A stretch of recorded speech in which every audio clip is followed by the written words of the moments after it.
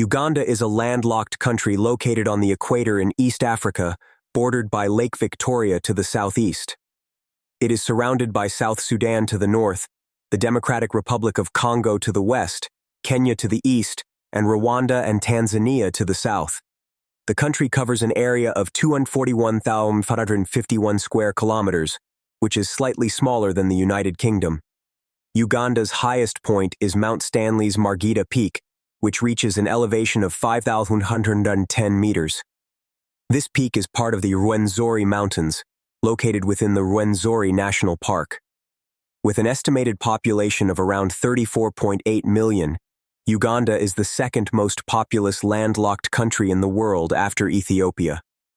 The largest city and the capital is Kampala. The official language is English, while Luganda is the most widely spoken indigenous language, along with Swahili and other local languages. Under the leadership of Yoweri Kaguta Museveni since 1986, Uganda has experienced relative stability and economic growth. In the 1990s, the government introduced non-partisan presidential and legislative elections, and a 2005 referendum removed the 19-year ban on multi-party politics and abolished presidential term limits. However, beyond these basic facts, there are many fascinating and unusual aspects of Uganda that you might not know. Some of them might even give you goosebumps. So, what makes Uganda special? Let's explore in the video a strange and interesting fact that only exists in Uganda by the Shin today. Men are allowed to marry up to 7 wives at the same time. In Uganda, a country renowned for its cultural diversity and unique customs, it might not be too surprising that polygamy still exists and has a profound influence on the community. Indeed, this custom is still prevalent, and a prominent example occurred on September 10th last year when Songo Shikon Nene Habib Sekou, a 43-year-old man living in Uganda, held a wedding with 7 wives, including a pair of identical twins. Shikon Nene's wedding was a grand event with hundreds of guests and various means of transportation. The groom arranged 40 cars and 30 motorcycles to transport the brides and guests to the ceremony. The special day began at 8:00 a.m., with the brides receiving meticulous beauty treatments before participating in a procession through several wedding venues. The wedding concluded at 6:00 p.m. with warm blessings from the local community. People gathered along the streets to witness and share in the joy, with applause and cheers. At the ceremony, Shikon Nene not only gifted each wife a new car, but also expressed his intention to continue marrying if the opportunity arises. He mentioned that despite having 7 wives, he still feels young and is not ready to stop. As you can see, polygamy in Uganda is still practiced and legal, although it is criticized by women's rights organizations. Beyond Shikon Nene's story, this is also evident in the case of Musa Hasia, a 67-year-old man with 12 wives and hundreds of descendants who has sought support from the authorities due to his inability to sustain such a large family. Managing a large family is challenging, and it's hard to imagine how one could maintain daily life with 7 to 10 wives. If you have a penchant for multiple spouses, consider visiting Uganda. In the wedding, the bride's aunt is the first to test the groom. In Uganda, there is a tribe known as the Bundy uncle, renowned for its numerous unique cultural practices, with wedding customs being a prime example of this uniqueness. In this tribe, the role of an aunt or female relative is quite significant for young girls. They are responsible for advising and guiding the girls from adolescence to adulthood, particularly in preparing them for the challenges they will face before marriage. The Bundy uncle tribe even grants more authority to these aunts or female relatives, especially during weddings, to ensure a successful marriage for the couple. From the bride's family, the aunt or female relative must verify the bride's virginity. In some cases, this relative might even be required to have sexual relations with the groom to test his manhood, both in terms of strength and purity. In some areas, these powerful aunts or female relatives go even further by supervising and listening to the newlyweds' first night to ensure everything is as it should be. Although these customs have largely become outdated, They still persist within the Bani uncle tribe, particularly among the Bahama subgroup, who are cattle herders. This tribe places a high value on maintaining the bride's virginity before marriage and reproductive health in general. From the age of 8, girls in the Bani uncle tribe face numerous restrictions in preparation for future married life. They are confined indoors and fed a diet rich in millet porridge, beef, and milk, as the tribe believes that being plump equates to beauty. As their breasts develop, these girls are closely monitored by their parents to prevent any activities that might lead to early puberty. In the Bani uncle tribe, if a family has both sons and daughters, the father must work hard to prepare a dowry for his daughter, while also arranging a bride for his son. This involves acquiring several cows, goats, and possibly barrels of beer to signify the family's wealth or poverty. Typically, a wedding occurs after the groom's family has paid the bride price to the bride's family. The bride's family then slaughters a bull for the wedding feast, while the groom's family hosts a party after the wedding, provided the powerful aunt or female relative has confirmed that the groom has passed the tests and the bride's virginity is intact. I also wonder, if the groom has already had relations with the bride, how can she still be a virgin? It seems that life sometimes presents situations that are quite bizarre and difficult to describe. Marrying a virgin wife is considered a disgrace. In some tribes in Uganda, marrying a virgin is considered disgraceful. If a tribal leader marries a virgin, he is likely to be scorned and disrespected by his own tribe, even if he is the leader. To prevent tribal leaders from marrying virgin girls, there is a peculiar and unfortunate role within these tribes. Individuals who are assigned the task of having sexual relations with virgin girls before they marry the tribal leader. These unfortunate individuals are responsible for ensuring that the girls are no longer virgins by the time they become wives of the leader. This practice is based on the belief that a woman who has had sexual relations with men is considered purer and more virtuous. It's quite bewildering, to be honest. Uganda is truly unique in its customs, and it's no wonder that its unusual practices stand out globally. Zombie syndrome. In northern Uganda, there is a mysterious and frightening illness affecting over 4,000 children, known as nodding syndrome, or zombie syndrome. This condition severely impacts the nervous system, causing children to frequently nod their heads, experience body convulsions, and be unaware of the dangers around them. Communities in the Kitgum area, particularly in Tumanga village, are in a state of panic as they cannot find the cause or an effective treatment for the disease. Since the outbreak began in 2009, Ugandan health authorities have made efforts to understand it, but have yet to succeed. The condition causes children to behave like the living dead, displaying no fear of dangers such as fire or deep ponds. For example, Francis Anawa, a 15-year-old boy, sits motionless in front of his home after his health rapidly deteriorated 8 years ago. Similarly, Mrs. Betty Olana lost all hope when there was no cure for her 2 young children, Sarah and Moose, and had to tie them to a tree for safety. Patients often sit with their heads drooped, their bodies convulsing, and wander aimlessly, increasing their risk of injury or death. Some children, like Isaac Samuel, have faced worsening health without any signs of improvement, even after being admitted to experimental treatment centers. Currently, the World Health Organization, WHO, UNICEF, and the Ugandan Ministry of Health are working together to find the cause and treatment for this mysterious illness. Hypotheses suggest the disease could be caused by parasitic infections, toxins, nutritional deficiencies, or vitamin B shortages, but no definitive conclusions have been reached. According to Dr. Emmanuel Swa, nodding syndrome mainly affects children aged 5 to 15, with common symptoms including stunted growth, developmental delays, and difficulties in eating. The Ugandan government fears that this epidemic could devastate an entire generation, and efforts to find a solution are ongoing. Looking at these images is truly heart-wrenching, isn't it? The street foods mentioned make me crave them. The jewel of Africa, Uganda, is not only attractive with its glorious historical sites and pristine, beautiful natural landscapes, but also boasts a variety of impressive wildlife. Although Ugandan cuisine is not as famous as that of many other countries because the local diet mainly focuses on avoiding hunger, there are still some notable exceptions. The street foods of Uganda provide clear evidence of this. The first dish that cannot be overlooked is kwaperi. Chapati. Chapati is a popular street food made from flour, baking powder, onions, green chilies, carrots, salt, and water. It is essentially the local version of the flatbread found in South Asia.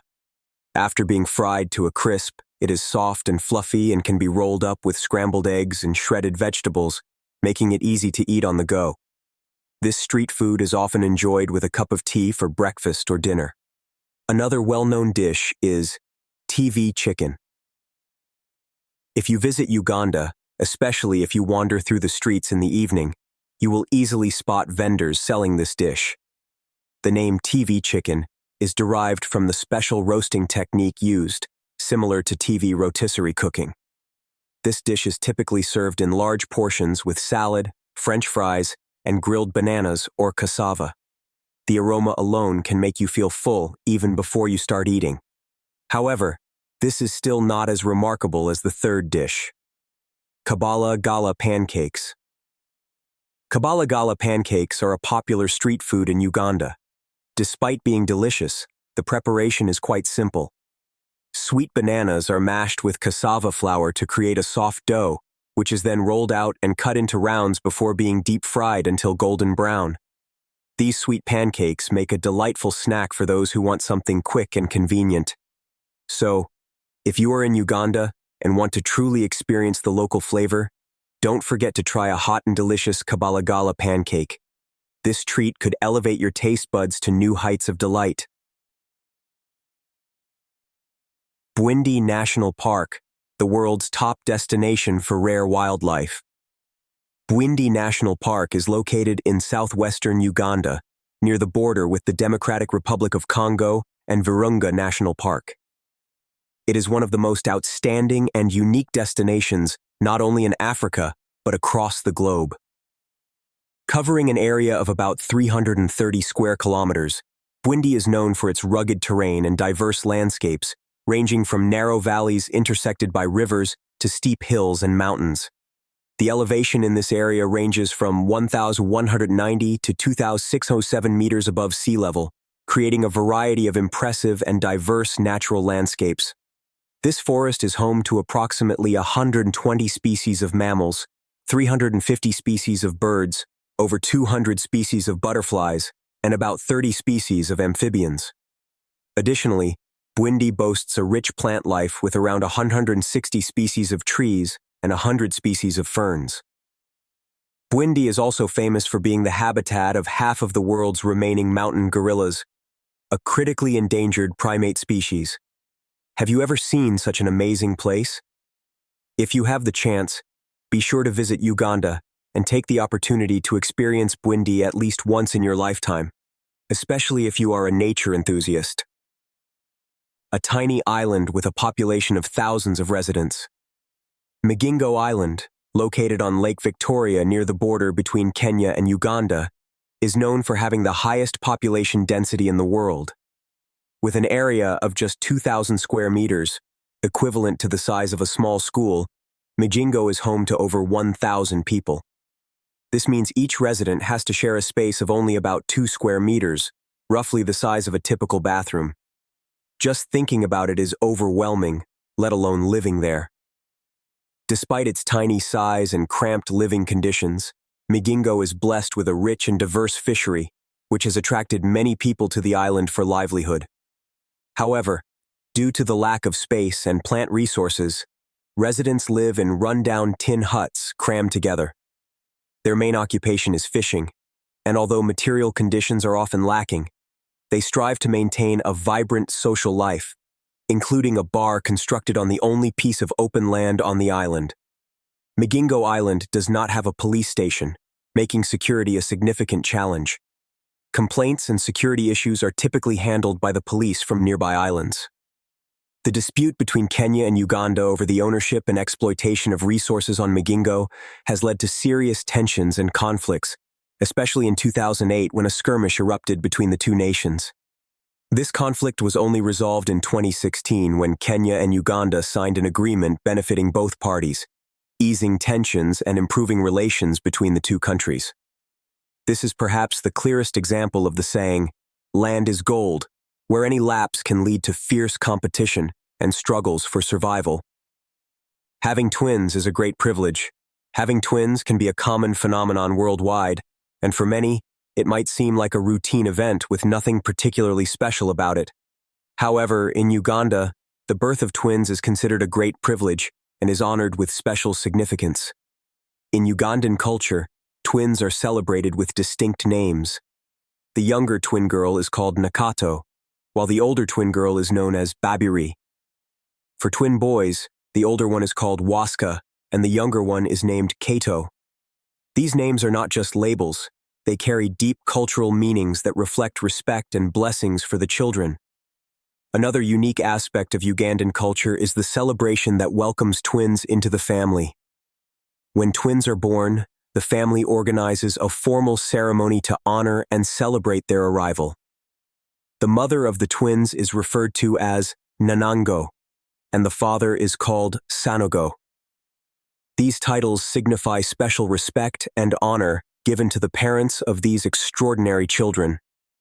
Overall, the customs and traditions surrounding the birth of twins in Uganda not only reflect the high regard for this phenomenon, but also contribute to creating memorable experiences and fostering a deep connection between the family and the community. Thousands of different names are called out in a minute. Another interesting fact about Uganda is how people use thousands of different titles within a single minute to attract customers or promote their services. This is particularly evident in situations such as when a taxi driver is trying to persuade a tourist to get into their cab. In these scenarios, you might hear the driver addressing you with various titles like sister, aunt, nurse, professor, doctor, or engineer, all to grab your attention and entice you to choose their service. For first-time visitors to Uganda, receiving such a diverse and seemingly contradictory array of titles can be confusing, and you might even wonder how one person could hold all those titles at once. However, the reality is that the person may not actually hold any of those titles. This is simply part of the Ugandan sales language and persuasive tactics, showcasing their resourcefulness and adaptability. If it were me, I'd probably just stick to using terms like sir, madam, or uncle, and aunt. All items are available at the market. At a traditional market, you can easily buy items like fruits and vegetables, clothes, and various miscellaneous goods, but not everything might be available. However, Uganda is different. Here, you can purchase virtually anything. If you can think of it, you'll likely find it available for sale, whether it's clothing, food, stationery, groceries, electronics, or anything else you can imagine. People in Uganda are so resourceful and industrious that any space or location on the street can become a trading spot. If you don't have the time or feel too lazy to visit a famous shopping center, just head to the streets of Kampala. You'll find a wide range of everything you need right there. Dear friends, Uganda, with its unique customs and phenomena, is truly captivating. From the special weddings with dozens of brides to the unusual practice of virginity testing, this country holds fascinating secrets that are unmatched elsewhere. The intrigue doesn't stop at cultural practices, but extends to natural phenomena, like the mysterious nodding syndrome and the crowded Mingo Island. These elements not only contribute to Uganda's distinctive cultural identity, but also open up endless opportunities for exploration for the entire world. What do you think about this country? Share your thoughts in the comments below, and don't forget to give the Shin a like. Be sure to subscribe to the channel so you don't miss out on other exciting discoveries. For now, goodbye, and see you again soon.